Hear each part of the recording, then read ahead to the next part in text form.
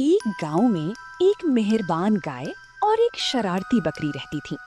गाय हमेशा सुकून से रहती, वक्त पर खाना खाती और अपने मालिक की बात मानती थी। लेकिन बकरी बहुत जिद्दी थी। वो दूसरों की खेतों में घुस जाती और फसल खराब कर देती। एक दिन बकरी ने गाय से कहा, तुम हर वक्त इतनी सीधी क्यों रहती हो? थोड़ा मजा भी कर लिया करो। गाय ने नरमी से जवाब दिया, जो इंसान या जानवर दूसरों को नुकसान देता है, आखिर में खुद भी मुश्किल में पड़ जाता है। बकरी ने हंसकर बात टाल दी। उसी शाम वो एक किसान के खेत में घुस गई और सब सब्जियां खाने लगी। अचानक किसान आ गया। बकरी डर के मारे भागी, मगर कांटों में फंस गई। गाय ने फौरन जाकर मालिक को आवाज दी। मालिक ने आकर बकरी को बचा लिया। बकरी बहुत शर्मिंदा हुई।